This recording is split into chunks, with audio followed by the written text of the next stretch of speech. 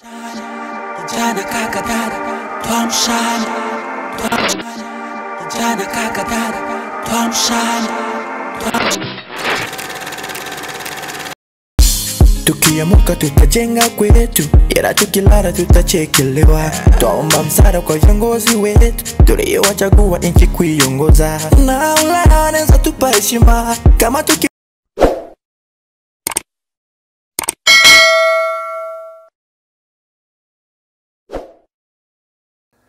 Chers amis de Twamshane TV, nous vous disons bonjour de partout où vous nous suivez. Nous sommes ici aujourd'hui dans la ville de Bukavu, dans un coin pépère, où nous avons pris comme cadre aujourd'hui pour parler d'un sujet aussi pépère, qui est le cadre dans lequel nous sommes, et pour aussi parler d'un sujet que nous avons déjà pu vous montrer en image, un sujet que nous avons déjà pu aborder, mais que nous n'avons pas développé. Et aujourd'hui, Twamshane TV, dans sa nouvelle rubrique Amkeni, parce qu'aujourd'hui nous allons parler dans Amkeni, vous connaissez les rubriques de Twamshane TV. Aujourd'hui, dans notre rubrique Amkeni, Amkeni c'est une rubrique que vous allez avoir à découvrir tous les jours. Vous allez avoir pas tous les jours, mais toutes les semaines, une fois par semaine, vous aurez un Amkeni. Amkeni, ça sera une rubrique qui va parler des situations qui se passent ici chez nous, dans le Grand Kivu en général, des situations qui seront débattues régulièrement, qui seront débattues au fil du temps, que Twamshane TV sera encore avec vous dans vos maisons. Vous aurez l'opportunité et la chance de toujours suivre Amkeni. Amkeni, quand nous parlons de Amkeni, cela veut dire, Amkeni, ça veut dire réveillez-vous, réveillez-vous, réveillez-vous en français, c'est ça, Amkeni en Swahili. Amkeni, donc si on parle de Amkeni, ça veut dire tuamuke. Amkeni manake uko kitu yenye nafaa munaona, uko kitu yenye nafaa munavumbula. Tuamkeni, amkeni yote ni vimoya. Amkeni nalingala bola muka, nalingala tola muka, manake shie bote batoto ya Afrika, batoto ya dunia, tuamuke. Tuamuke juu ya nini? Juu kuko bitu biko binapitikana ambayo inalomba sisi wote tujue. Inalomba ile bitu shie bote tukue avize par rapport na bile bitu. Inalomba shie bote tuongee juu ya ile bitu. Ndio maana tunasema hii rubrika yetu Amkeni kuanzia leo ndani ya kwanza itakuwa ya pili leo. Amkeni itakuwa ndani ya pili itakuwa seansi yao ya pili. Na leo nyipo ambao unapata neema ya kufuata Amkeni, naoza kama amutakuwa desi. Leo ndani ya Amkeni tutenda waamusha kuvumbua kitu moja ambayo iko très grave ici chez nous à Bukavu, non seulement à Bukavu, mais fasi yote mudunia ile fleo iko. Mais c'est plus grave hapa kwetu Bukavu, na ndio maana tutaiongelea. Tutaongelea kitu yenye inasumbua, kitu ambayo inasemewa chini chini wakati inaomba kuisema yulu. Ndio maana tunaomba muamuke na nyinyi peke muone tena ce qui se passe chez nous à Bukavu. Ce qui se passe c'est quoi? Ce qui se passe c'est que ma construction kwetu ziko tofauti de partout ailleurs dans le monde. Ziko tofauti je kusema hii. Nulle part ailleurs qu'à Bukavu takuta muti kona lupango ya 5 mètres sur 5, 5 mètres sur 6, 4 mètres sur 7, 4 mètres sur 10. Utajenga kunini? Na kuna toka etage mutapata occasion ya kudécouvrir pamoja na chie ndani ya emission hii. Etage itatoka pale atama 6 niveau, 7 niveau, unajiuliza huyu mtu alifanya maji gani? Ndio maana tunawaita leo, tunawaita muwe na sisi wa kuamuka tuongelee ile point. Na pamoja na maimage, juu mnajua kama television haiko radio, kwa radio ndio tungeliongea na mtaona binye biko, lakini pamoja na shie leo mtaona mu maimage nini ambayo inaendeka aiendeke huko kwetu. Amkeni wandugu wapenzi, nyinyi wote ambayo mnapata opportunity ya kufuata Twamshane TV leo. Amkeni tuzungumuze juu ya construction anarchique leo ndani ya ville yetu ya Bukavu. Ndani ya hiyo mazungumzo par rapport na construction anarchique, sitakuwa mipeke na siko mipeke hapa. Niko na ndugu Sylvestre Bisimwa, mliweza tena kumuona émission yetu ilipita na njoo ilikuwa numero ya kwanza, mliweza kumuona tulizungumza naye par rapport na santé mentale, mliweza fata ma réaction na ba propositions zenu zikatufikia, mkasema murudilie mko mnatuambia vitu gisi biko binaenda pale. Papa Sylvestre Bisimwa, bonjour. Bonjour mkubwa. Vous vous sentez bien comme ça? Vous êtes à l'aise avec nous ici? Ça va kabisa. La santé? Oui, la santé ça va. Nous sommes contents de vous revoir encore, Merci de vous recevoir ici avec nous. Ouais, Plateau Amkeni. Merci beaucoup kwa hii invitation na nipatia kwa hii plateau ya Amkeni. Uko mmoja ya kutuambia leo vyote vinapitikana Bukavu par rapport na construction anarchique. Effectivement, si ziko sawa ya kuongelea binyi tuko naona, vraiment kwa mmoja ya bien kabisa. On peut vraiment en discuter. Tutabiongelea kabisa. Kama tulikaribisha leo, ce n'est pas un secret. Ba téléspectateurs betu ba mingi, nibe mko mnafata, muliweza tena kutuomba tukwe tunaproduire ma émission ziziko surtout plus focalisé sur ce qui se passe ici chez nous à Bukavu, ce qui se passe au cadre ya ma échange kutakuwa maechange comme je l'ai dit, amkeni leo itakuwa na nyie na itakuwa na nyie siku zote kuanzia ile numero ya kwanza tulifanyaka, hivi mtakuwa na amkeni kila leo. Na amkeni tutakuwa tunaongea sans tabou. Tunaongea saba watu ya Beke, tunaongea saba watu ya Sud Kivu, watu ya Nord Kivu, tunaongea saba na Kin, tunaongea saba garçon ya Afrique, tunaongea saba papa na mama ya univers. Amkeni tutakuwa tunaongelea biote. Que celui qui se sent un peu lésé, tutakuwa tunaweza tusifikie pale. Et là, on ne va pas arriver. Mais surtout, Amkeni, on va faire un effort. Ça, tu vas présenter Amkeni Kwetu, Amkeni Kwenu, Coucou et Bitu Biko véridique, Bitu Biko avéré. Surtout, tout a dit basé quoi, il est sana sana. Attends, à partir de ma base, on va vous informer en temps réel sur des choses avérées et qu'on peut facilement prouver. Jomana tu Amkeni, siku ya leo, tena inabakaribisha na kubatakia tena kutufata bien. Calez-vous bien dans vos fauteuils, comme nous l'avons toujours dit, car nous allons aujourd'hui parler des choses qui gênent. Ce qui gêne, c'est quoi? Les constructions anarchiques. Les constructions anarchiques et kwetu zinatesa. Les constructions anarchiques et kwetu zinaua. Les constructions anarchiques et kwetu zinasumbua na mazingira, na watu, wajirani, na afya, zinasumbua ngambo yote. Ndio maana siku ya leo, cher ami de Tuamshane TV, tutaenda kuzungumza pamoja na Papa Sylvestre Bisimwa, atatuambia mawazo yake kwanza mbele tuanze hii emission par rapport na majenzi. Jwani kwanza watu wanaitwa kujenga. Wakati ya zamani batatia walikuwa na misonge na wanaishi bien. Jwani ndiye position leo mpaka tu uchenge. Ukwe na nyumba ya kabambi 6 niveau, 7 niveau na uko na watoto 3. Jwani ni kwa ile problème mbatu leo kupenda kujenga sana. Bon, merci beaucoup ndugu. Unaona kujenga kama unauliza Jwani tunapenda kujenga. C'est parce que hatutaishi tena mwa ile antiquité kuishi mpore kisi batate walikuwa naishi na tunaona kila kitu iko na changer. Alors batu wanaona no hii construction nyumba nikijenga hivi soit ça dépend na batoto wenda kwa nabo soit ndaijenge hivi kujuni pangishe. Ndio maana changement iko mingi. Na batu yote biko na penda bakwe kwa wengine biko. Unaona wanaangalia maisha ya bengine ubie bazungu gisi wanaendelea kule kwabo na ndio maana wanapenda nabo bajenge huko kwetu. Ndio maana shi tunajenga. Na yake kujenga kwetu leo iko entre temps commerce na iko tena haiko tu kusema kujenga juu kuwe na makao na udeveloper vitu vingine, lakini tunasikia kama ni commerce kwanza. Après commerce kujenga nayo ni bien-être, ni partie ya bien-être ya mtu. Oui oui. Mais ni commerce parce que ici chez nous presque kila mtu anapangishaka. Na wapangaji ndio wa mingi kushinda yuko na manyumba. Ça c'est vrai. Ouais. Ndio. Sasa Papa Sylvestre Bisimwa, leo tutaongea juu ya construction anarchique. Kujenga c'est bon en soi, gisu naisema, inasaidia watu wengine kujiprendre en charge, mkupangisha manyumba, inasaidia kwa bien-être fulani, kwa ya mzuri, kwa sécurité, ça ya mavula na vingine. Mais construction kwetu tunaita ma construction anarchique. Utatuambia unasikia nini par construction anarchique? Bon, donc pale définition kwa sababu construction yenye iko donc anarchique ni kujenga vibaya. Donc c'est construire sans respecter les normes édité donc par les autorités.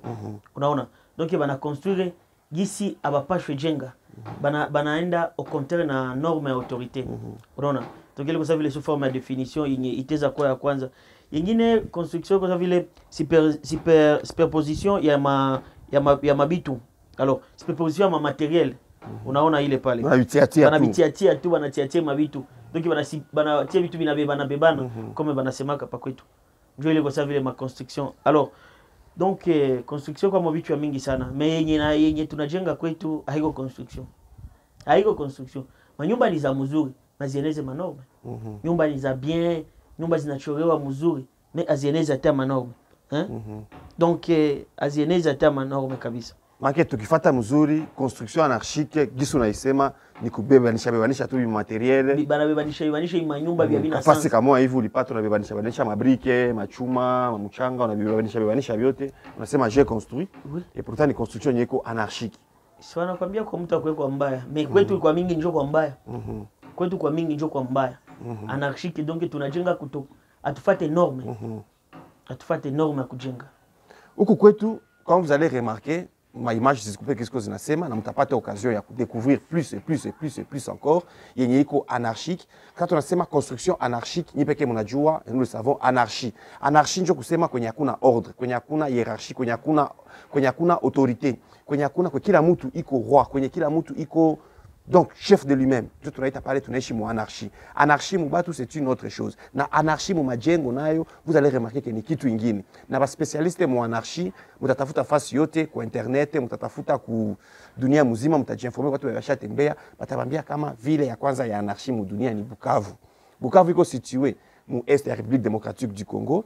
Est la République démocratique du Congo, mon asiko na réputation za mingi, iko réputé mu mabitu ya trop, ma guerre, iko réputé mu ma viol, iko réputé mu ma mabitu mwa mbaya mbaya sana.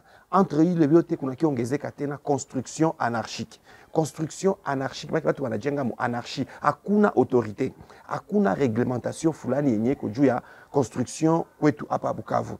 La construction anarchique haiko tu Bukavu, tutaongelea hapo hapa ndani ya hii emission yetu amkeni. Construction anarchique inafanyika vile vile hata ma grande ville. Nako iko. Mais kwenye iko muto ya mingi sana na kwenye iko inaonekana kabisa ni kwetu Bukavu. Pourquoi Bukavu est visible? Parce que Bukavu, à l'origine, il était destiné à une ville incomparable. Il était destiné à une ville comme on a sema Samoya, Monaco, avec comparé à Bukavu, une fois Bukavu ngejengeka muzuri, comme ville les amis mu dunia zazingi ilikuwa kata niveau ya Bukavu, mais ce qui est regrettable, c'est que vous êtes en train de voir avec nous, Bukavu a été mal construit. Bukavu a été mal construit. Pourquoi? C'est un bien Joanine, cause de ma construction anarchique. Bilianza na nini? Alors, ni na tuma Bukavu iko vile. Ça peut être quoi? Unaona kubenye batutangulia mbele kuishi swate batate yetu baliwaka ishi mbele Bukavu.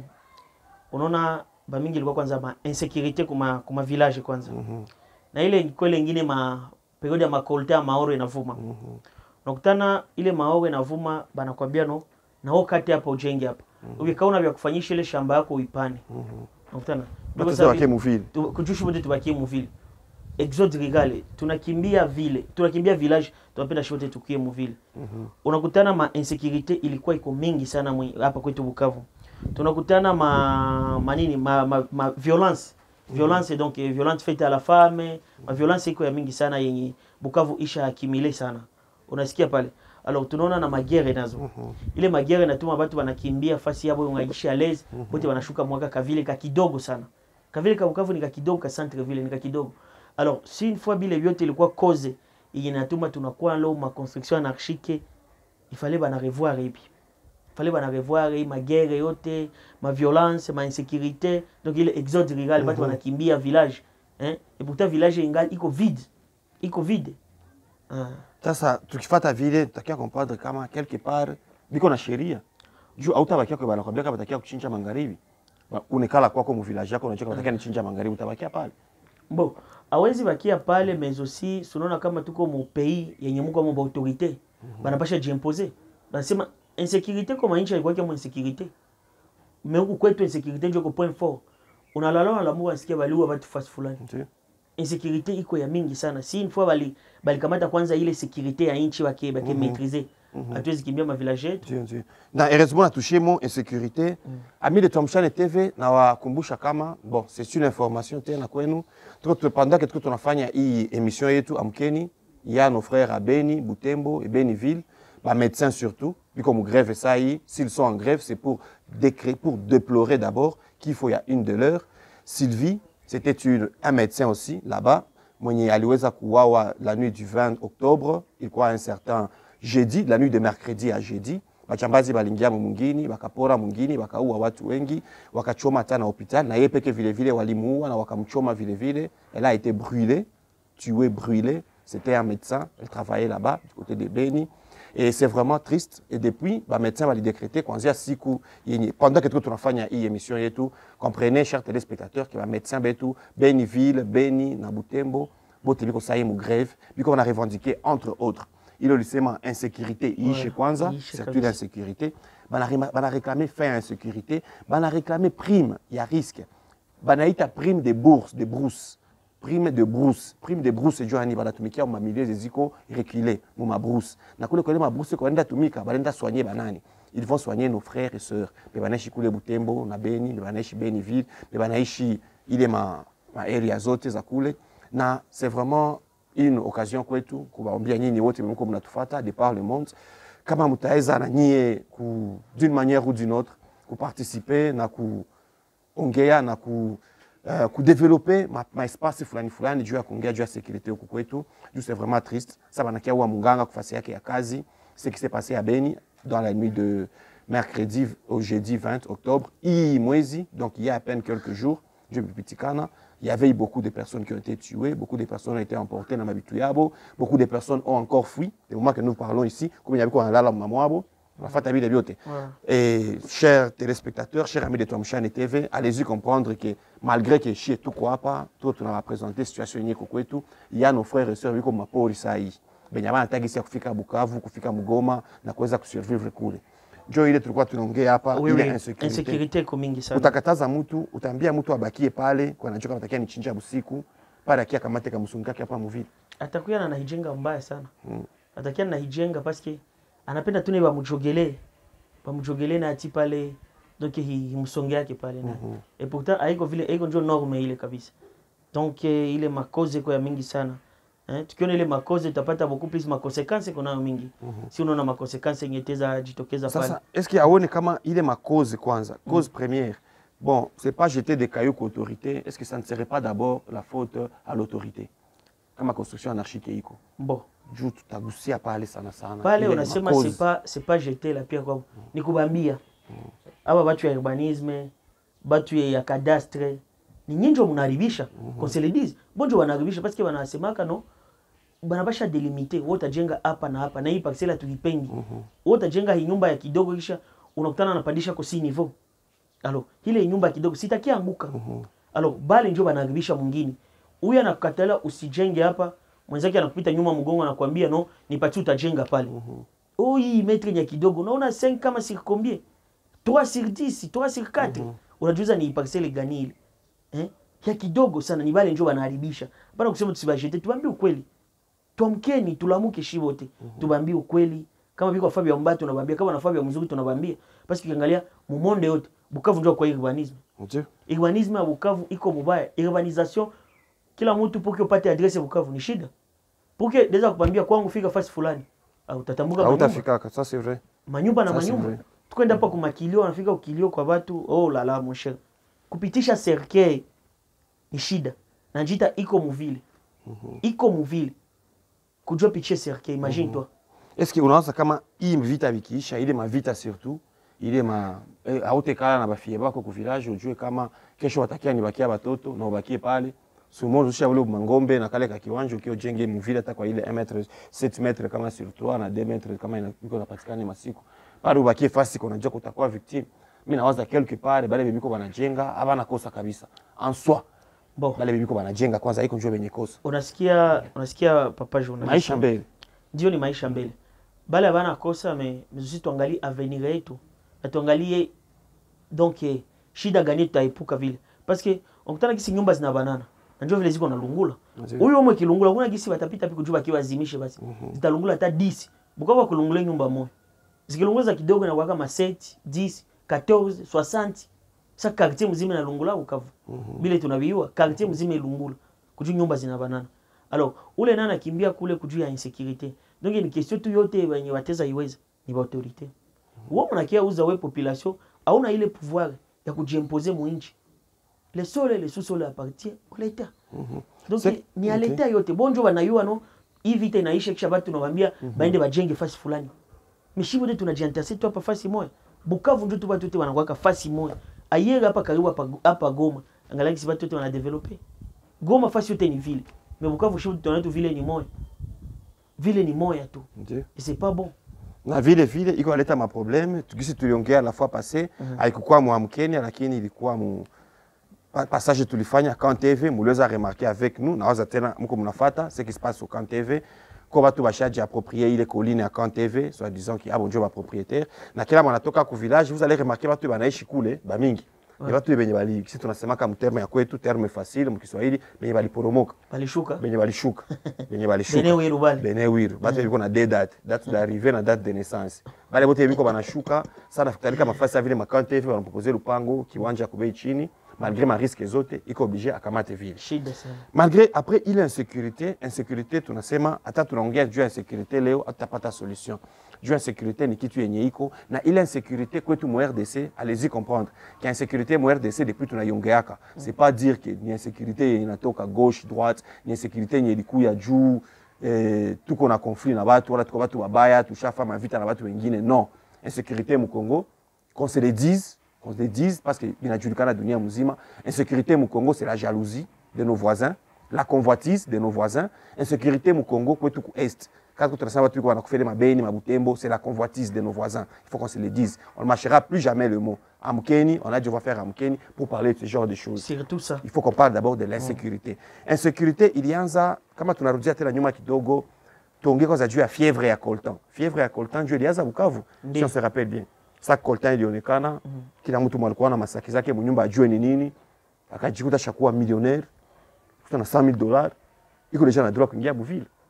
Ona ile ilikuwa à la base. Njoo naharibisha mwingine. Ndio. Na njoo naharibisha surtout walikuwa ku pouvoir ile epoque. Bojo waliharibisha kama mwingine. Ndio. Alors tunaangalia gisi hata wafanye nini? Hawezi za tena Bukavu. Hata wafanye nini? Hawawezi parce que utaambia mtu maisha jenga building yake gisi anaitaka. Building yake anaita ile ni mapatrimoine yake. Ndio. Hawezi mwambia bomole kujua mti pale barabara mtinje hawezi tika. Donc Bukavu iko na shida sana. Surtout takumbusha tena kama ça a commencé wakati ya coltan. Ouais. Wakati coltan ilionekana hapa kwetu Bukavu ndio saa kulikuwa kabisa kulikuwa exode déjà dû à la guerre mais kulikuwa aussi massif na ilikuwa na watu wanakia jiimposer kisi wanakia jiimposer hapa kwetu Bukavu. Tukirudia dans le temps utakumbuka on a eu des autorités hapa ndio walikuwa wanatuambia sasa vile mkadre yetu kwa hapa il y a des jardins anakuambia bure ni maporipori ukaleta maimbo kama uko na vile muvile bure abustahili uzisha patia mwenye rusha coltan yake ajenge pale nyumba. On a ce genre de discours à Bukavu. Uzisha kale buma poripori. C'est que nous on appelait jardin à l'époque. Baliki afika ku niveau kuita pori. Jua nini? Fièvre ya coltan lingia kama peuple. Biko na franga ya mingi. Abajue vya kuifanyisha, abajue kwa kwenda. Huyu anapenda kuwe jirani wa fulani, huyu anapenda kuwe mkartier fulani, huyu anapenda kuwe directement utoke muvide, ujulikane na uonekane na ujiimposer kuma masomo, ujiimposer kuma soko, ujiimposer fasi yote. Jua ile fièvre ya coltan. Unaweza comprendre kama problème kwa tu ya construction anarchique haiko tu ile nyonasema vita na aussi mali nayo. Mali nayo ndi. Mali nayo iko parmi. Ndi. Je comprends bien. Oui parce que unakutana beba na ruisha mwingine.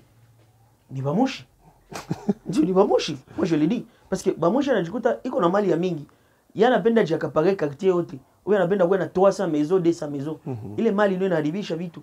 Parce que na bonjo wanapandisha bei ya maparcelle. Partout au monde Bukavu ndio kwanza parcelle ilikuwa bei. Mumonde mzima Bukavu ndio kwanza. Utazozisha parcelle hapo ndo za États-Unis, parcelle hata 2 hapa 3. Si mtu anajenga kwa kigisi anataka hapa kwenye tuko par exemple, hapa deja tuko mu secteur yenye ilikuwa inaitwa yote Kabare. Mkemba si kwa mushi, si kwa mushi kila mtu ajenga kwa kigisi anataka. Utakondane mtu kujenga kwake. Ni makosa ndio unapasha patia leta aba watu ya urbanisme. Banapasha patia mtu norme ya kujenga. Wewe unajenga mwangu, mimi najenga nyumba yangu kidogo najenga etage kwa na watoto wako wanatupia uchafu mwangu. Ile ni makosa, ni madharau. Benze tumwache madharau. Bote banaribisha mwingine nao. Kujua franga na jikute kuna franga, anaona atiza fanya kila kitu. Et pourtant c'est pas bon. Franga haizi fanya kila kitu. Atiza kwako na ile franga au utajenga gisi wewe unapenda. Leta nimepasha kwambia hapa kwako utajenga hivi na hivi na hivi. Pia kisha jione kuna ile franga. Basi. Hatuna vya kusema. Na tutawakumbusha tena kama arrêté ministériel nyeko en cours ici chez nous en RDC en général, mon article yayo ya ine, il est vraiment écrit, bilandikiwa, twenda basomea. Stipule que mon article il y a 4, il y a réglementation il y a 3 m'a permis de bâtir, il est écrit que le permis doit être délivré au nom de l'État par les ministres ayant en charge l'urbanisme et l'habitat. Ça va nasema, le permis doit être délivré au nom de l'État. Pale tunafikia sasa kusema mwenye anapenda kulomba ruhusa ya kujenga. Nani mwanapana ruhusa ya kujenga? Kuko mwenye aliuza, kuko mwenye alikimbia vita, kuko mwenye alijikuta naye pale. Sasa ruhusa ya kujenga haiko ndio problem. Unaona ruhusa kujenga hapa kwetu. Wala iko yake tena. Inakuwa kama iko magui ya mingi. Kujua unakutana tena soko unafaa plan yako ya nyumba. Mwami nikwambie je veux ça. Haiko plan utajenga ndio tenda presenter kule. Kulita. Wa presenter utajenga nyumba ya niveau moja, shaka jenga niveau 6. Kujua kwa presenter la niveau 6, taxes zitakuwa mingi. Alors, maana pale hakuna seriosité mkazi hivi unafanya. Na ile leta yeye inapanaga tu kishipatia franga hawezi kukataza. Ataka nifasi kwenye wanayo hapo tanguko utakufa. Ukishatopatia franga. Ukishapatia franga utakwambia ndo jenga. Na kupatia autorisation. Kisha wanakutuma ndo ukufa. Kesho wanaanza sema no. Pale apashe jengewa pale. Nani mwalimulisha si leta iko na mapapia za leta. Donc leta yetu ile urbanisme kabisa. Bali watu wajikaze wa revoir mzuri. Manake bon bote benye balibomolewa manyumba hapa juzi, c'était vendredi, c'était la semaine qui vient de terminer. Mais balibomolewa manyumba, tuseme ça vile kule kwa kati. Ce sont des victimes ya l'État, yo peke na pana autorisation, yo peke tena na kia bomola. Bale ni ba victime sana. Ba victime parce que l'État ndio alibuzishaka pale. Kila mtu mmoja ajiplainde pale anakuambia mie papier zangu za l'État ziniluzaka hapa. Kisha mnaniambia hai nilitosha. Isikia lilalaka toka na munga nyumba shaota pale hapana. Donc bale bo peke ndio kwa fama guya kukula watu franga. Banaonea watu. Ile ni kaoneo kunilea watu. C'est pas bon. C'est pas bon kabisa. Lakini tukifuatilia bien des sites impropres à la construction, nos spectateurs balifata, on émission zetu précédent, tout est bien ma site impropre à la construction, entre quoi il est ma face ma lycée Wima, ma bassin du collège, kule kuma ila 4, kule nani ma face ya mingi muvile ya Bukavu, kwetu les Afrika, kuko ma construction zeziko di, ma site zeziko di impropre à la construction. Je vais éviter, il est ma construction anarchique. En fait, les causes na leta ma mort d'homme, ma éboulement ziko kule vile vile, il est ma site impropre à la construction qui va les isema. Mais il est ma construction, les causes na semewa anarchique. Sa autorité anakupatia autorisation ya kujenga. Gisulisema hapa précédemment. L'autorité lui-même anakupatia autorisation ya kujenga. Juu mwa ile article 4 ya arrêté ministériel yenye iko en cours hapa kwetu mu RDC, inasema kama mwenye anakupatia droit ya kujenga ni l'État. L'État c'est qui? Il y a un représentant baki. Ministère wa urbanisme na habitat. Surtout wale wawili. Unanipatia autorisation, mimi na jenga. Nikishamaliza jenga, unarudia après un mois, unapita mujia ingine, inakuwa mairie, inakuwa tuseme gouvernement. Ndio ilisema batu watoke pale. Ministre wa environnement. Ndio anakia sema bali batu walijenga fasi mubaya. Sasa qui est l'État kwetu? On peut dire qui est l'État? C'est là qu'ils sont là bitu ko binenda kwetu. Moi ile makadre yote. Tutasema nani ndio l'État chez nous? Sasa sema l'État ya kwetu iko na inatumika mzuri l'État ya kwetu, mais baache ile mamaguye biko nafanya yepe kana kuzisha kitu na yepe kana kia kula kyo, baache tu ile mamaguye. Sita jatakie nao sana mifoni ba kweli, parce qu'il faut tuamkeni tuamshani tuamuke shibote. Donc tuangalia kama wale watu wateza kwata na conscience kidogo kubitu batza kwa biko nafanya, parce que yana kuzisha fasisha na kia kula, c'est inexplicable, ça ne se fait pas. Ça ne se fait pas. Ukishakuwa na norme ya l'État, donc wanakuambia papier hizi hapa ni kwako ndugu. Na ni kwako. Hakuna mwingine atakaye kukataza parce que ulipauza ndugu na mapapier zote, hata mwingine akuye mwingine autorité kunyang'anya yako. Donc l'État yetu iko mais façon gisi iko natumika juko natumika mbaya. Tutakumbusha kama mwa ile arrêté ministériel portant réglementation ya octroi ya droit de bâtir. Mwa article ya 5. Banatuambia kama ule l'État, mwa ile autorité yake, anafanya étude ya dossier. Anafanya étude ya dossier, comme il est écrit en son article 5, il prévoit une analyse du dossier avant l'octroi du permis de construire. Cette analyse doit tenir compte du respect des normes environnementales, hygiéniques, de voirie et de drainage. Ule l'État. Bela kupatia l'autorisation, on nous dit, ma texte ndio zinasema, kama anapaswa kupatia anapaswa fanya analyse, expertise ya lete anapaswa fanyika. Kujua kwenye anapaswa kupatia ujenge kama kuna respecter les bitu ine. Kuko environnement, kuko hygiène, kuko ile voirie na drainage. Sasa kwetu banakupa autorisation unajenga. Comme on le disait ici tantôt. C'est supposé que mbele ujenge basha famille biote. L'État ya Bukavu. Bukavu. C'est supposé que basha bifanye. Je pas d'autorisation de bâtir. Ile ni kusema mzee. Ile ni kusema ni balabala gani iko Bukavu koko voirie et drainage environnement yapi banaheshimia. Kila vilingi sana kwa na yalala mkakati yao. Amwe kema sikunjua kunaanza kwa kabisa mu centre ville, ma organisation kutosha mauchafu me. Abina hata miaka 3 miaka 4 vile vinakuwa. Donc bila vile ni vya bongo. Kama iko l'État je n'avais pas ile autorisation de bâtir zinatoka wapi? Zinatoka mule l'État. Zinatoka mule l'État, mais bajikaze ba améliorer notre milieu on a bambia ba changer basi ile manière ya bigisi bilikuwaka ba fait bitu bien ile tudo teza baomba. Sasa mwa ile cadre naanza kwa sababu tutabana pale kidogo. Ule l'État ni nani? Manake ukitoka ku ministère ya urbanisme na habitat unatoka ku l'État. Sasa unajenga nyumba na pande inaonekana mwenye anapendele kiwanja, ministère ya environnement kikuya ndio nakwambia ulijenga site impropre wala batu ya bale banani mairie banakia nakwambia ulijenga site impropre bale banakia nabo ni banani sasa? Nabo ni l'État. Nabo ni l'État tena. Parce que hakuna collaboration iko pale. L'État donne et l'État prend. Vile. Hakuna collaboration mzuri iko pale. Pale jabi sikilikane sasa. Wao bisikie. Jenga na wewe wende uza fast utaona. Ndio utabikomprendre. Unauzia watu ya habita banakia banatia kwako byote bana kabisa parcelle yako hii.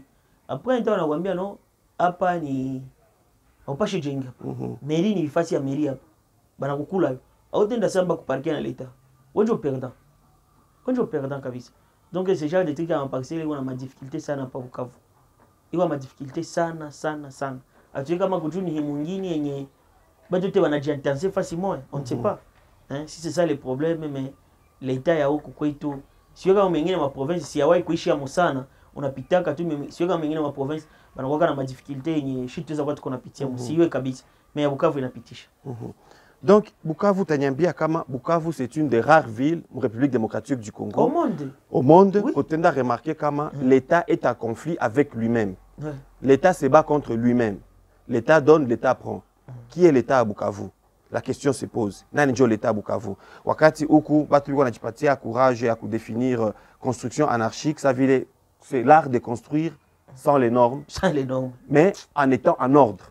En étant en ordre du Anine. Art de construire sans les normes, mais en étant en ordre avec l'État du Anine. Ou qu'on a ma documents légaux donnés par un certain ministère, donnés par certaines divisions, ou qu'on a en ordre pour construire. Mais une fois qu'on analyse, ingine service à l'État inakuya nakwambia kama ongepasha jenga pale. Nisite yenye iko impropre, nisite yenye iko bile biote. Sasa solution kwa bile unaweza tokea wapi? Avant tuendelee mu débat mu sujet tout ma construction anarchique. On a solution tokea wapi? Bon, donc la solution hai par donc façon qui ça pour prévenir donc. Bon, hapana juu ya éviter kwanza ile juu ya ku éviter ile vitu yote. Bisiko binafika. Bisiko nafika. Sema kama mtu alijenga anarchiquement utenda mubomolea. Munasele tuzafanya shie watu betuko huku Kivu. Shi kwanza watu biko kwanza moi je peux dire d'où les tests que na tufanya Bukavu ishayala kwanza sasa Bukavu ishayala. Alors sio kama tutaambia mtu abomole kwake kujua upauze hiyo pajenge. Alors ce qu'on peut faire est que tuangalie hivi ya mubaya tunaviacha tufanye vya mzuri. Unaona? Donc inakuwa sasa vile bana créer nyingine vile. Unaona? Kujua vile visifike tena. Bana yua no ini site kwa impropre hapa kilime teza anguka hapa viteza kwa hivi viteza kwa hivi. Ikivifanya vile vita vitafika. Na unajua no hapa mimi napauza hakuna matakiani ambia oh ni fasi ya environnement hivi na hivi na hivi. Ni façon ya kudélocaliser centre ville. Ndio vile vyote visifike. Alors bakisha tosha centre ville huku banaitia fasi ya mingi. Siwe kama ni kuenumere fasi kuiteza pendeza na hivyo itafikia. Maibulma itakuwa unaona kotea Kalehe kwanza. Kalehe kuna kwaka fasi moja inaingia kama mulaki muma hivi. Banaita kama village yusi. Siwe kama iko jina mwivi banaitaka kule. Fasi mwa Kalehe kule. Tunaangalia hiki kotea Nyantende. Batiza élargir ville kule. Tunaangalia mu plaine ya Ruzizi. Plaine yote manki bakijenga mu plaine pale ni Bulaya. Bakisha jenga pale hautakwambia nyumba ilianguka, ebulma itakuwaka parce que l'État inabifanya. Mais tukienda tunajenga hapo kwa kusharibika. Tous les jours il y aura des problèmes. Tous les jours manyumba italungula. Tous les jours. Alors si l'État inawaza non, on peut faire quelque chose ya maana hivi bisifike tena. Tutoshe hii centre ville tunaibeba fasi nyingine, tunaweza jenga nyingine centre ville na bakia commune mzengine. Bia mbaya vyote vinabakilia hapa. Mais fasi nyingine njoko bia mzuri. Tutakutana ni Bukavu itapendeza. Na watu watakuwa na envie ya vivre Bukavu. J'ai appris qu'il y a des jeunes venye biko nafanya ma plan centre ya ville. Plan ya ville wende ba proposer ku gouvernement kama était appliqué kama watu biko na ba notable aba beneo hilo hapa biko na franga hapa. Ba notable kama batafanya ville yao wana créer ma ville ni bien. Kujua kule itakuwa bien urbanisé, itakuwa kabisa kila mtu mai itakuwa imfikia mwake moto ya nyumba hizi lungula mbili ni ile moja tu. Kujua kuna nyumba kubanana. Na ile naleta mabuiwai ya mingi Bukavu. Wewe huko unajua vya huko. Kujua uko unachungulia mwa mwenzako. Utaelewa mwenzangu alikula nyama. Kujua uko unaangalia moja. Mais si une fois tunajenga fasi ya bien, que tuna respecter les normes yote, tuna respecter normes pale itakuwa bien. Ndio tu kitu yenye teza saidia ile Bukavu. A part ça siwe kama amweke baichome. Na kuna mtitika bachome vyake. Malgré ça ko tu kuna lungula. Hapa posho nyirisha tunaweza tena kusabia tena manyumba zilungula mu quartier Musala Pakadutu, ici récemment, haiko siri kwa mtu. Ma image ziko watu wote waliweza kuona c'était déplorable. Hapa tena kwetu hapa Nyalukemba kulikuwa tena manyumba zililungula. Il y a eu mort d'une maman avec ses 2 enfants. C'était ça, si on se rappelle bien. Tout se passe toujours à Bukavu. Na ile nyumba ililungula vile, il entraîné zingine manyumba, mais heureusement manyumba zingine bajirani balikuwa prudent, bakaintervenir kuzimisha moto mbele kamate zingine manyumba. Mais en tout, il y a eu 8 maisons calcinées, abakutosha mwata kitu. Il y a eu quelques assistances qui ont été faites. Tout ça zoea vile kwetu. C'est devenu Josha kwa ritme, jo culture yetu leo. Unalunguza nyumba, mnachunga assistance ya kutokea kwa honorable, ya kutokea kwa mafondation fulani fulani. C'est ce qui se passe maintenant ici à Bukavu. Ile ma construction anarchique tuko tunaongelea leo kama tunatenir yako sana, juu ishakuwa deja sa vile na tremplin. Ya wengine ba politiciens. Ouais. Kama msha remarqué. Dès que nyumba na lungula, ils sont premiers. Bakwenda pale, alipana mabash, alipana mchele, alipana machungu, alipana ishakuwa sa vile nyumba kilungula ni occasion ya kuonesha bonne volonté ya batu. Surtout, na bibi ko banabifanya, c'est pas dire que hakuna batu wenye banasaidiaka batu saba ningia mwa ile ma problème ya ma catastrophe zinafikaka par rapport à ma construction anarchique. Mais dès qu'un politicien anaenda pale, c'est toujours médiatisé. Inakuwa sa vile le malheur des uns fait le bonheur des autres à Bukavu. C'est devenu chose courante, surtout iko dû bile na ma construction anarchique. Au lieu de lutter contre la cause, on a fait biko banakuya pana kuma bitu kidogo kidogo kasaki kamuchele et pourtant pembeni ya pale kama nyumba zizingali zinabana na vile vile. Est-ce que ile haiko kitu yapasha interpeller autorité kwanza wetu yepeke na bale mko kia pana madon pale ya kusaidia bale bengine bebe banabakia pale batafute gisi batisa chanisha zile manyumba ukao incendie nafika tena batoto mbili basikufa balikufa pa juzi. Mais les gens se permettent de pana muchele mabashe bashe na majoki bashe na wakaka tena bajenge pale tena babananishe. Unaona pardon nikupatika exemple kadogo kitweza tu utaweza kumbukia yako. So unaona vile yote ya Bukavu una maîtriser bien. Ndio. Est-ce que unasikia Bagira kuna lungula sana? Bagira ushalungula 3 maisons kulimoya? Hapana. C'est parce que Bagira yo ingali na respecter malgré que masikunjo anakuwa envahi sana mais Bagira ingali fasi kwenye kuko bien. Bagira. Miko manyumba zinalungulaka ifasi yote à part tu Bagira tu. Manake Bagira njo tusasema commune yenye inajikaza hakuna ma amorcellement. Tuseme amorcellement. Hakuna. Mama kama Bagira inafika. Haiko aseni niko mtu wa Bagira huyo mimi nasemea Bagira me tukasema vitu vyetu tunayua. Hapa de imani yona ma image ya kushenye tuamshane YouTube ya vidicel ya Bagira ingali bien. Mkiangalia Kadutu, ukiangalia ya Nguba, ukiangalia ya Labote, utalia. Utalia na ndio maana Bagira ingali bien. Donc kwa manyume na lungula Manyamugo, Chimbunda, Kamfu, Nguba, Labote nako manyume na lungulaka. Alors nikujuzi na banana sana. Bale ba autorité wanakia panele mamuchele, bashi wana population ko pauvre. Ile pauvre ile ni ma corruption mwa politiciens qui anze pana machakula vile. C'est bon kupana mais il faut pas prévenir. Nako yanapana kabila kufanya publicité. Haba mingi. Sita cité comme église na panaka nota biona biko médiatiser. Mais si quelqu'un a dit sema non mimi niko mtu fulani fondation fulani adeta media zote. Adeta media zote na réseaux sociaux tetayo. Joba kwanza banakamata rendez-vous na batenda patia ya juu ataka batakuya. Shida sana. Media yo ilisha juu. Ni shida sana, c'est parce que banatonia tuko pauvre sana. Mais si une fois l'été na sema non, tuta prévenir hivi bisifiki. Tubatoshe tujenge fasi ya bien kama nyumba zitaachana na wana imposer hapa utauza combien sur combien kama una franga sawa. Utakutana vile itakuwa bien, utasikia vya kulungula. Ndio nyumba zinalungulaka partout au monde mais ya Bukavu inapitisha. Ya Bukavu inapitisha. Donc ya Bukavu ya vibaya vyote. Bibaya vyote viko Bukavu. Ndio ya kwanza manyumba kulungula, ndio fasi parcelle iko bei. Donc iko donc de façon tuangalie comment est-ce que tukiprevenir vile itakuwa mzuri. Na ningelipenda tubanie pale parce que il faut pas qu'on mâche les mots. Tulisema Amkeni c'est votre émission, itakuwa tunaongelea biote.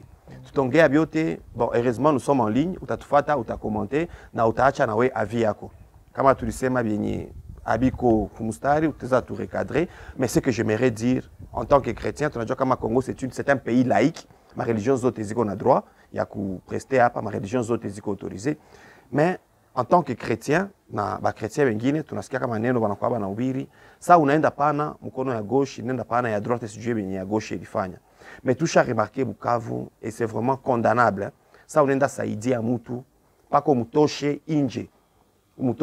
Minjo nilikuya bapatia mchele, minjo nilikia bapatia chunge batanza pigia mominjo nilikia bapatia nini. Qu'est-ce que tu fais? Pourquoi tu fais marketing? Oui, pourquoi tu fais campagne? C'est pas bon. Ni s'interrompre. Je crois système moi nyesha vuma Bukavu.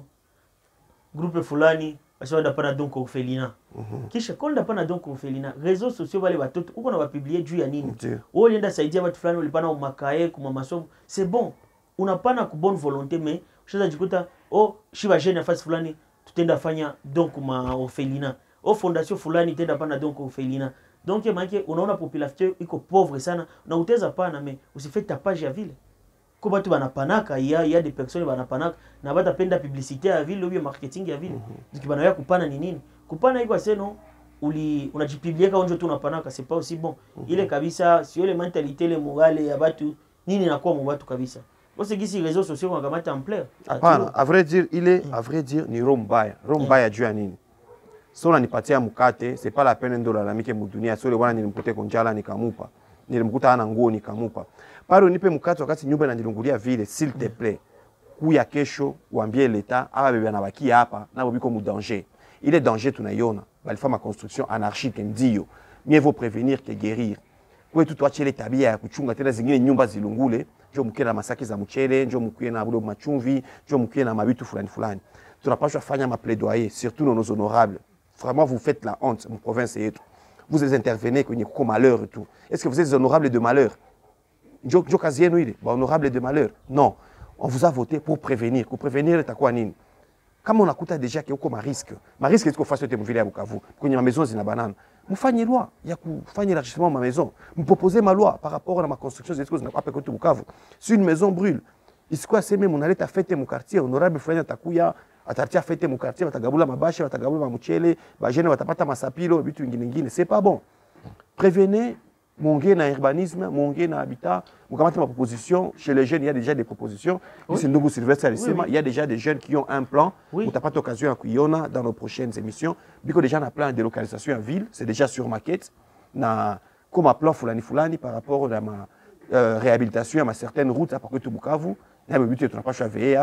Quand déjà ma plan, c'est ça pour comme un lotissement, ça pièce comme ville à Bukavu. Proposer des choses comme ça, parce que mais quand tu viens seulement quand il y a des problèmes, en tout cas tu n'es pas notre honorable. Tu ne t'honores pas. Prévenez, manyumba za mingi zingali zina banana, ukitembea huko kwetu makartie sa vile Mukamfu, ukitembea Nyamugo, ukitembea Chai, Chimpunda, huku Maisansi, la Bote, Nguba. Huku Nguba kwetu surtout, ukitembea hewa bora sai, utakuta kama nyumba moja kilungula sai, manyumba za mingi zitalungula. Pourquoi ne pas prévenir ça? Surtout ça. Jua nini yabiko bana prévenir ile. Tunangoa tena nyumba ilungule tole banorale bashuka kule. Bafasere bale. Est-ce qu'il faut tungoe tena manyumba zilungule? Bafasere sana bale. Baki wao wanafurahi malera vingine. Donc baki prevenir vile itatusaidia sana. Itatusaidia. Na tuko naangalia mwingine iko na komala, batoto biko nazaliwa. Alors, tunaangalia kadri gani batakomala. Okay, shi tulisha komala kidogo tushaona me. Bia tuko naona vitufurahishe.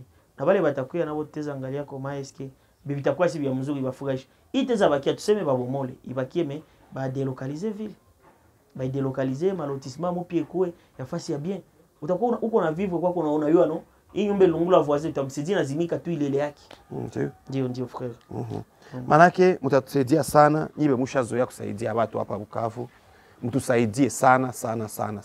Msaidie watu ya Bukavu, juu l'autre tunaongelea nje Bukavu. Il serait mieux que prévenir, mieux vaut prévenir que guérir.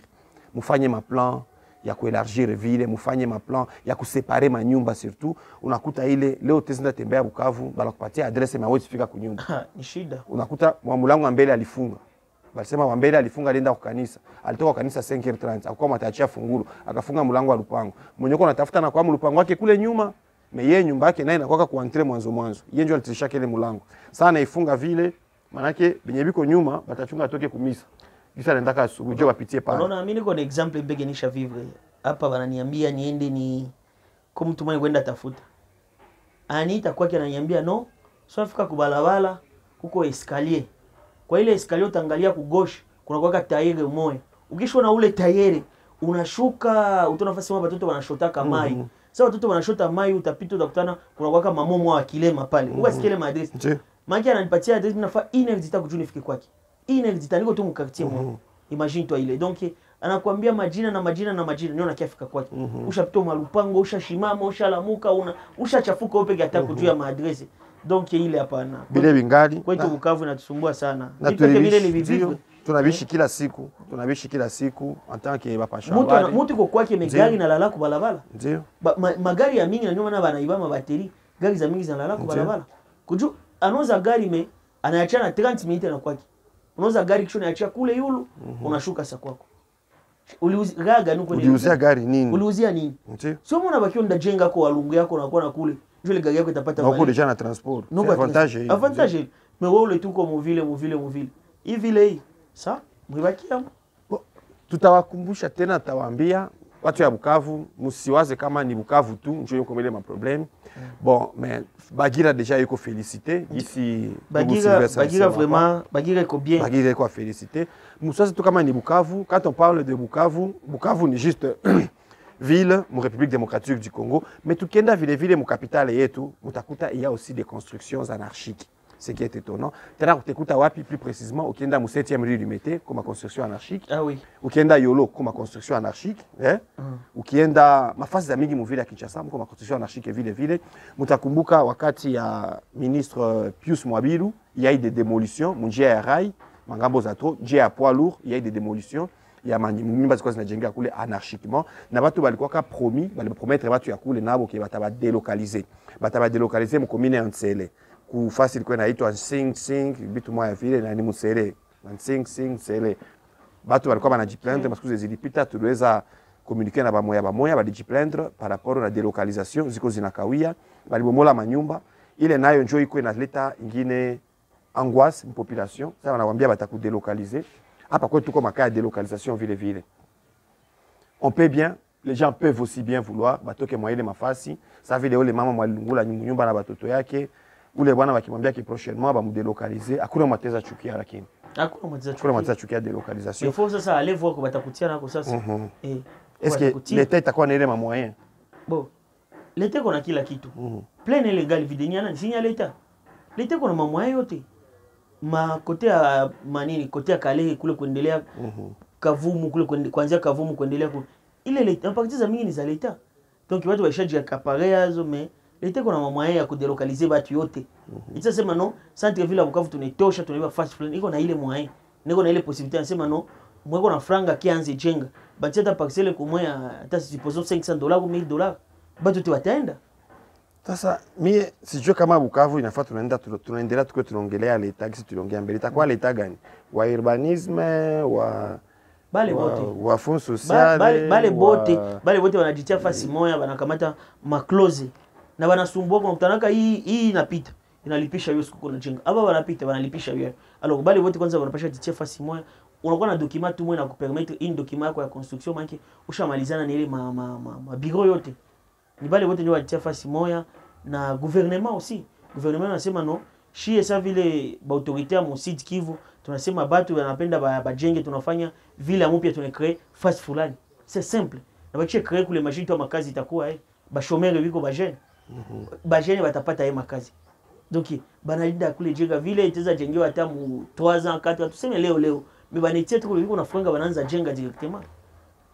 Donc ile l'état tout ndio yenye jikaze ishange mode de travail. Vile tulikuwa tunasema bandugu yetu ya Kimbangu 1 kule Kinshasa na mnajua construction anarchique iko mingi sana kule. C'est déplorable. 7e rue limitée comme construction anarchique. Surtout wale watu wanaishi les bords ya rai, ma construction anarchique ziko trop. Na wale watu wanaishi le long de la rivière Kalamu Kinshasa, mnajua nyipeke kule gisi wiko, il y a des constructions anarchiques. Bon, je vais encore revenir kidogo, muliweza pana ma remarque kidogo, pourquoi est-ce qu'on fait des émissions en Swahili?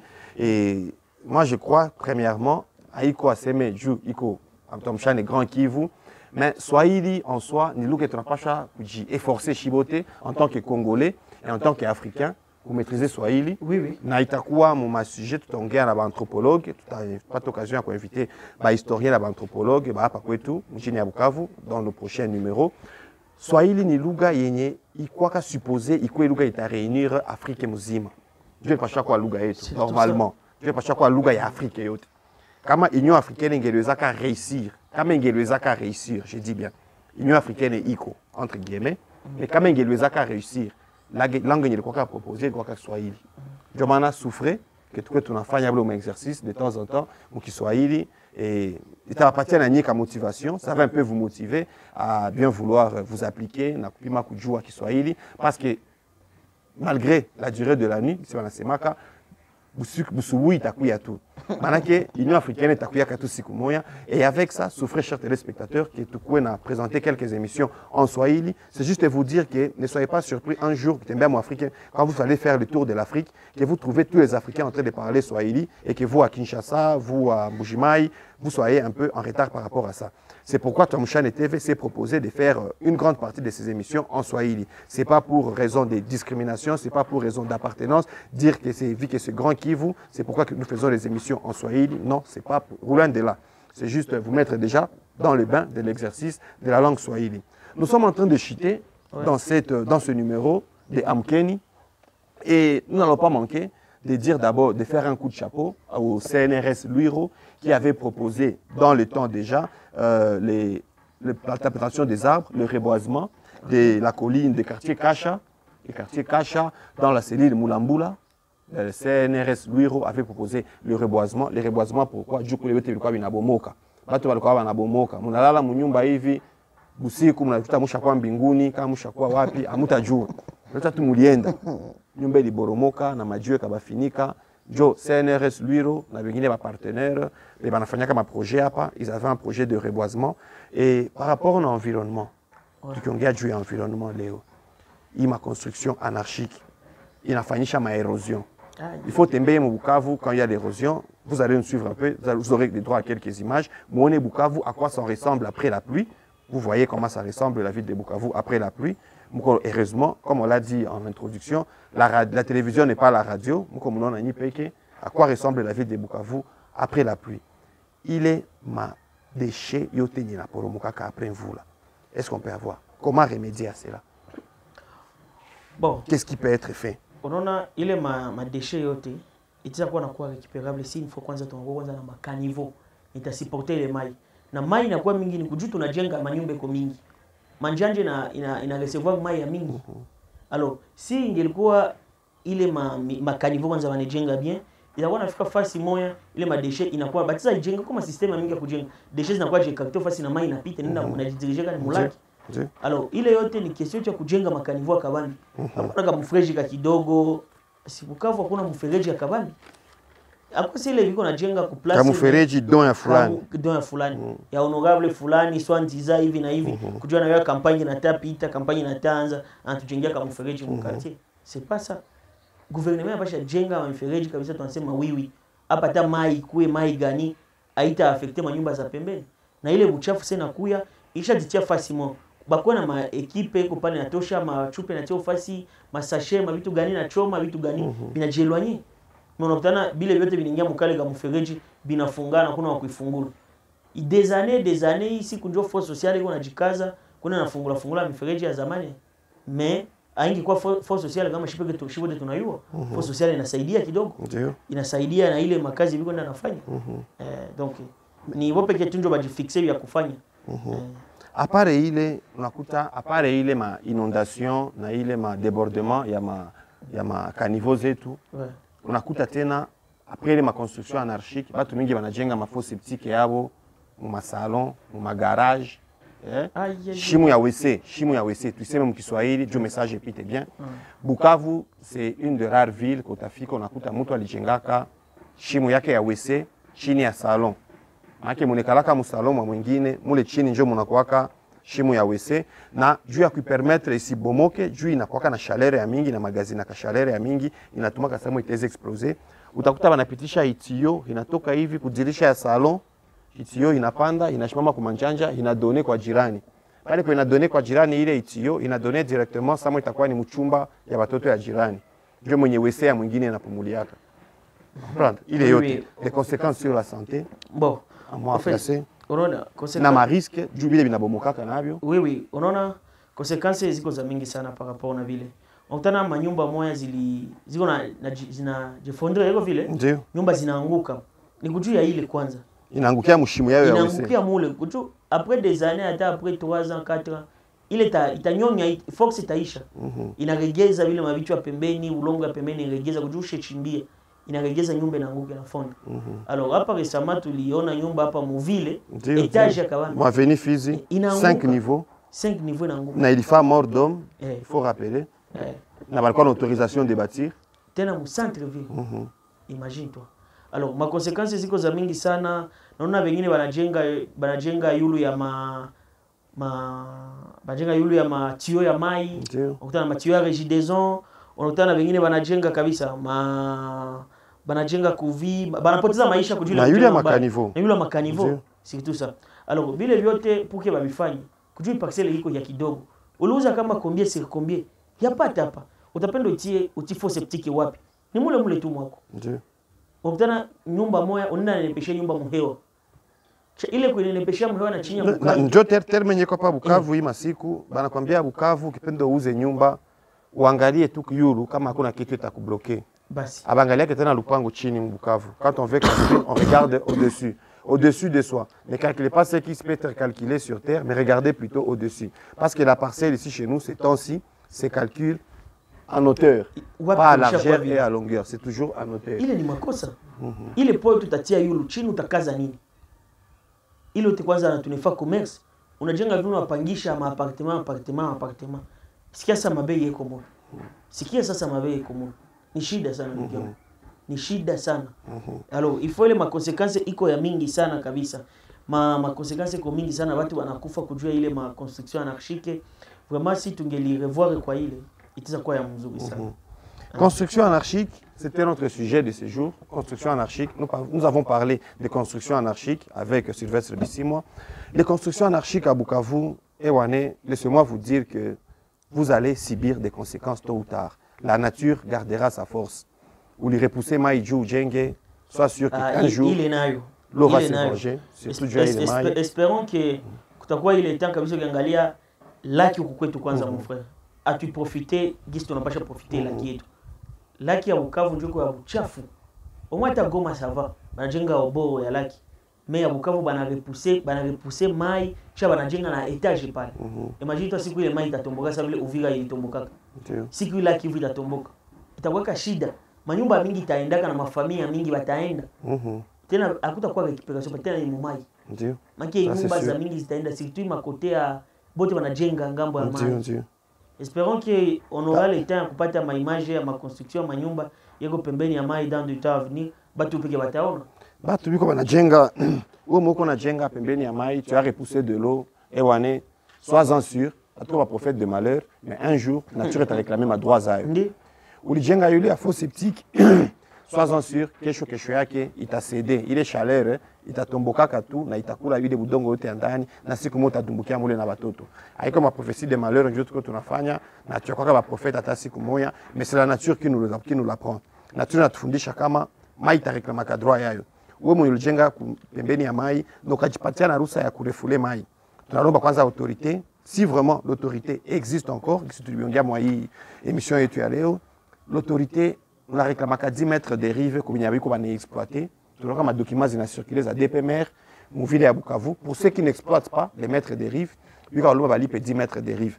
Et pour ceux qui y ont construit, qu'est-ce qui se passe? Est-ce qu'il y a ah mon Dieu, pas quoi délocaliser Bakwanza si l'État avait l'amour de sa population? Tu allais pas le délocaliser. Vous qui avez construit Moumakoline, un site impropre à la construction. Wewe mnajenga chini ya mwenzako, wewe mlijenga yule ya mwenzako, ushafoka mwenzako wa yalala. Wewe mlijenga tout ce qui se passe ici à Bukavu. Na waza mko mnaona gisi Bukavu efe, c'est vraiment triste. Kwetu shie benye tuko tunatembea, je kupatia ma image mko mnafuata, c'est vraiment kwetu triste sana. Na sio nakuta gisi batoto banaishi ma sanitaire, mtu mwanajenga wese yule ya nyumba yake, jua sanitaire mwake itakuwa inapumulia mule. Mko retour ya ile magazi. Shida sana. Mama ya buchafu ya mafiga, mnajua kwa mnavitupa binesha mwa jirani. Mnachunga mvula inyeshe juu ya kuvide mafo septique zenu, mawese zenu. Mvula inanyesha mnabimilia yote kwa barabara. Oubliant que batoto wenu batachiza mwa ile barabara tena kesho. La nature va réclamer ce droit. Entre autres, utapoteza ya mingi tena ma santé ya batoto kuwatunzisha. Kolera ingali na kolera iko na tutabasaidia tushie kidogo avec un petit conseil. Lavez-vous les mains tout le temps. Unatoka kuchoo unawa mikono, unatoka nje mbele urudie uguse chakula ou uguse batoto unawa mikono, itatusaidia sana. Mais il sera encore beaucoup plus avantageux, tuliongea mwa hii émission yetu, kama bakubwa bateza jiimpliquer, kama bale ba honorable betuko tunavote bateza jiimpliquer bopeke kwa ku prévenir ile ma construction anarchique na kusaidia wale biko mwele makaya ma construction anarchique hapa kwetu Ewa Bora biko na besoin yenu sana. Ewa Bora ni mu quartier Nyalukemba hapa kwetu Ibanda. Vous allez voir dans les images, tatembea huko munaona ma images za Ewa Bora kwa ndugu yetu qui ont profané les morts huko tulikuwa la fois passée, uliona ça c'est plus qu'anarchique. Ça c'est plus qu'anarchique. Munabananisha manyumba kwa makaburi ya wengine. C'est aussi déplorable. Mais aussi nilikuwa natapenda ni rappeler kitu moja surtout abe wanajenga pembeni ya mai. Pembeni ya mai inakuwa nafasi ya kutia ma hotel, ma restaurant, hapana maison d'habitation parce que maison d'habitation kila kitu kopo anatupia muli. Donc bana yaribisha. Bana yaribisha. Mais aussi ma construction anarchique inapoussé aussi batu ku nini ma antenne. Vous voyez, antenne comme lupango. Imagine toi suite ya wewe mama mwako na mimba batoto biko pale. Ile kwetu wanaita cop. Huko kwetu kama chance etiwa cop. Ukate mtu mtakomenda tia antenne mu lupango wako. Mimi makosa. Ma antenne ya réseau napasha kuwa baletenga ndio ma etage ya mrefu kule. Mepembeni ya batoto ko chini pale. Ni problem baletenga yule ma hotel kujua na ma hotel ambao watu sana.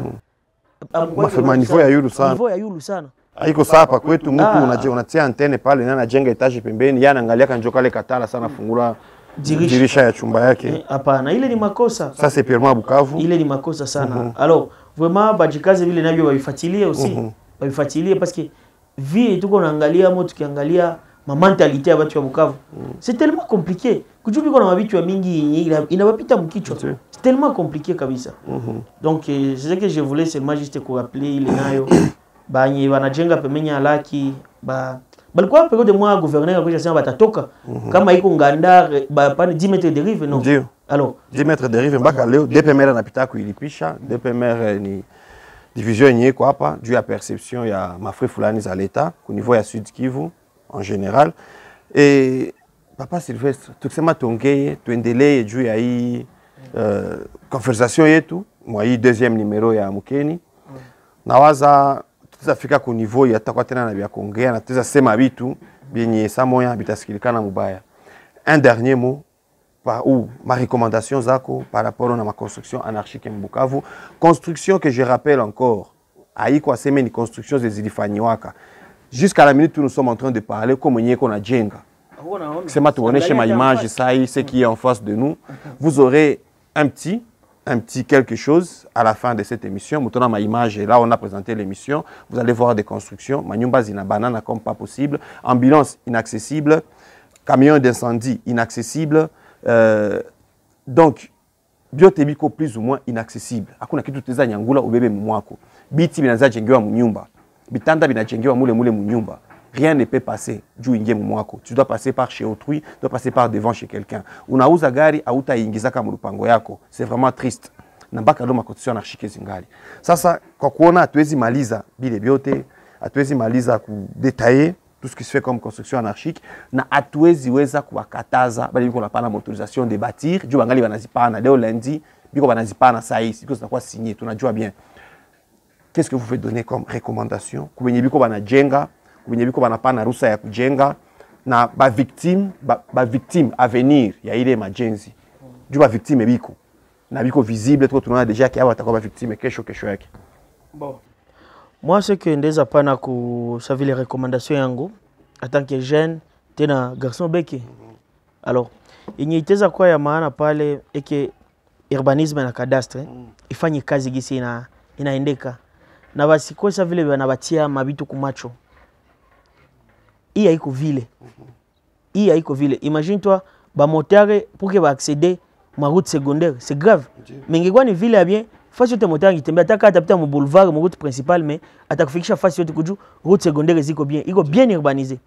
Moi je félicite les gens de Goma. Na félicite kabatu ya Goma sana parce que Goma iko vile na ile ma volcan yayo mais Goma iko bien urbanisé. Kila mtu akuna gari ilale nje Goma. Ozutana gari inalala nje. Alors, batu yetu ya cadastre biko hapa, c'est juste un petit rappel. Tongali koma eske na shitwa fa vizuri kwetu.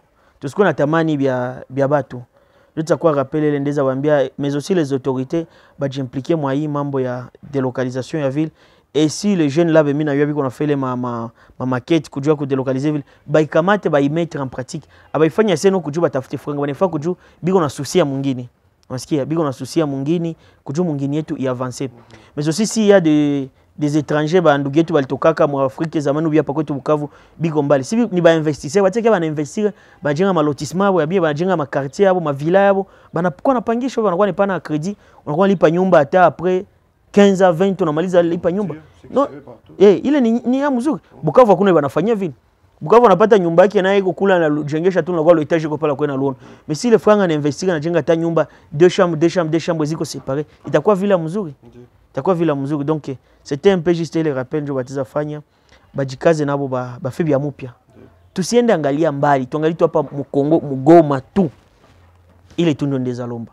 alors tuitike kama Bukavu tunajenga manyumba ya bien sana tena za bei mais angalia safari kwa tunazijengea unajenga nyumba yenye hauta acceda kama hata na gari ukipata kilio watu watakosa kwa kuikala ukipata fete au fete ke mwako ni munyumba tu huyo mnaenda aluwe masal de fete nyumba niko na iko franga hapa Bukavu kuju hakuna lupango tutafanzia mfete hakuna lupango omai uzishe aigabule njoo ile kabisa donc c'était un peu juste ça na batu ya cadastre batu ya urbanisme atukubatakie mais il fallait tubambie ukweli tunabambia ukweli na c'est un devoir citoyen oui tunabambia ukweli na espérons que Mungu natusikia na mtatufuata mais aussi tunachunga ma commentaires yenu ma suggestions par rapport na avancement hii émission yetu je sais qu'à la prochaine tuweza kuwa na bengine autorité tuweza inviter banatuambia na bo vérité yenye iko oui c'est qui est caché derrière tout ça parce que sema tuko tuko nasema mais kwa histoire iko caché nya tuyue bonjo batiza tuambie le ukweli yenye iko c'était juste un peu ça. OK. Tomshane TV, leo inabambia vous tous artistes de la construction sans respect des normes. Ndio tunaita muko ba artistes. Les gens de Bukavu, vous êtes des artistes. Na muli révéler pourquoi ba mettre moi les domaines, il y a que construire sans respecter ma norme. En tout cas, coup de chapeau pour vous tous qui construisez sans respecter les normes. Tunabatakia muendelee kama njogi si munaona, ndio tubambie nini, mais en tout cas, haiko kubien yenu, na haiko kubien batoto yenu. À quoi bon upatie mtoto wako akiarizi tombo yake? Juu bitajie kule kesho, juu nyumba itabomoka kesho. À quoi bon upatie mtoto akiarizi aishi chini ya mai qui revendique droit yayo? À quoi bon patie mtoto héritage yenye unajua kama haiko solide, ça ne tient à rien? Ulijenga juu ya nini? Rudia kwako ku village, sogea bali kitoko na ville, uliza ba autorité ba kupatia kile ma autorisation, est-ce qu'il y a ba kukutrahir? Est-ce qu'il y a ba kukupatia ayo? Est-ce qu'il balikuwa banakupenda? Mwatsa patia mwenzake aende ajenge mutingitingi. Ule unaanza anakupenda kweli na anakuandikia autorisation de bâtir. Na anakuambia uko mwenzangu na mnikala mnachangia na unajambia kama niko na rafiki yangu kadastre. Unaita na mwenzako ndio anampatia na kwa voisin yako. Est-ce qu'on est sérieux au moins? Turudie à la normale. Turudishe bichwa yetu. C'est vrai, il y a eu des guerres, watu biko na matraumatisme ya mingi, il y a eu de bitu ya mingi bipitikana pa kwetu Kivu, matraumatisme ziko za trop, mais j'espère que mbele ya kwenda jenga, tujasure kama tuko tunatunziwa. Tutunziwe mbele ya kwenda jenga. Tuliongea hapa na ndugu Sylvestre, alisema kama makaza mingi zeziko hapa za batu biko banajenga mu ville hii masiku balikimbia mavita mu interieur, makaya maviole bali assister, abakupenda tena bijirepete kwa maisha yabo, ndio bakakimbia bakafanya ile exode tuko tunaishi hapa mu ville ya Bukavu. Si tel est le cas, vraiment kama ulitoka mwa ile matrauma za kule, pale ya kwenda jenga kukaburi ya mwenzako, pale ya kwenda jenga mtingitingi, pale ya kwenda sukuma mai juu ujenge, pale ya kwenda jijengea yulu jenge yule ya kaburi yako uko jenga yule ya fosse septique shimu ya wese utajenga yule ya shimu ya wese juu sasa nyumba itatenire combien de temps s'il vous plaît tuende kwanza tutunziwe bichwa tukishatunziwa bichwa tunarudia tunatafuta sagisi ya kujenga tunatafuta watu ya cadastre biko responsable batupatie les autorisation urbanisme na orienté na environnement nayo tunaiconsulter kujua kama nini nalomba juu tuishi bien chez nous entre autres na ba recommander nibe mko mnajenga mfasi ziko normal tusabu kupanda miti tusisahabu kuchunga mazingira yetu en enlevant les choses plastiques, toshe plastique karibu yetu, tuevite bitu ya plastique karibu yetu, tutafute gisi ya kuorienter mai zetu, tutafute gisi hata ya kuzirecycler parce que dans les jours à venir, mai iko na kosekana, dans les jours passés ilikosekana na hapa tunaanza pata mai ma intervalle fulani, tujifunze gisi ya kuigérer. En tout cas, wandugu wapenzi wa Tomshane TV, ça a encore été pour nous un grand plaisir kuba servir pour tous ceux qui bali tufata ou qu'on a suggestion ou qu'on a besoin ya kusema par rapport à betuyongea leo, si tu trouves que ce n'est pas vraiment gisongel pendo bisikie, vous êtes invité. Tomshane TV est ouvert à tous. Nibote muko batu ya Tomshane TV, tutaamuka pamoja, amukeni tabapokea quand vous voulez. Nos numéros sont là, nos adresses sont là. Karibu tena Tomshane TV. Et si c'est pour vous la première fois que tu joindre Tabalom Batou, ou cliquez par les pembeni, il clochette, il y a notification. Na prochainement, tu n'as pas ma notification, ça, tu as publication ya mupia. Pas Sylvestre, tu as sana. J'espère que dans notre prochain numéro, tu as tout l'été à Bitu Béni, Batu à Bukavu, na Batu à Dunia, qu'on a besoin, Yéni Abadjoué, Biamupia. Nous espérons que prochainement, tu as tout l'été à Bitu Béni. Oui, oui. Espérons que tu n'as pas merci que vous baltufata ma émission, tu as commenté, tu as indiqué ma message, ma réseaux sociaux, tu as indiqué vraiment merci beaucoup. Que famille les autres qu'on a tout fait vraiment. Si c'est kumbuka majina parce que viko mingi watu wanatufuata kana famille Georgia par exemple. Oui, ule ni citoyen ule ni citoyen ule kabisa.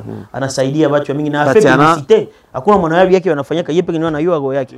Alors donc tunasema merci beaucoup famille mashokano. Donc biko ba mingi sana biko natufuata. Alors yenye tuza tu balomba tutakia na bia mupya. Tutakia na bia mzuri hapa kabisa mwingine yetu. Na kila siku mwenye anapenda atu exige kitu ukuye utuandikie tu tupatie programme yako tutakurecevoir kutuamshane Grand Kivu na tutakurecevoir mu ma émissions zetu zitakuya na tuko na bien sana kabisa surtout les jeunes tuko na besoin yenu kabisa na bengine biko mbali batisa tuandika commentaire pale tutafurahi na tutaweza hata suivre les commentaires ulisema tutaangalia qui sta débattre si jour tuandikia pale. Merci beaucoup. Tom Chaîne TV vous dit maintenant au revoir et n'oublions pas à Butembo, Béniville et à ville à Butembo aussi, Butembo comme Butembo, Béni et Béniville, je vais dire, nous sommes en deuil, nous sommes en train de pleurer Sylvie Kavouke qui a été cruellement assassinée dans la nuit du 20 octobre. Butembo, Béni, la Béniville, Bandugietu, ba médecin, akuna mwenye kona tumika hivi, balivula ma blouse yabo. C'est vraiment triste. Muto ende pone shabatu, aende tunza batu, chayenjo apote. Nous prions à tous ceux qui nous suivent et ceux qui sont amis de la RDC qu'ils puissent tout faire du bien de la vie chez tout mon RDC. Chers amis de Tom Chaîne TV, ça va être encore pour nous un grand plaisir. D'ici là, portez-vous bien et à la prochaine.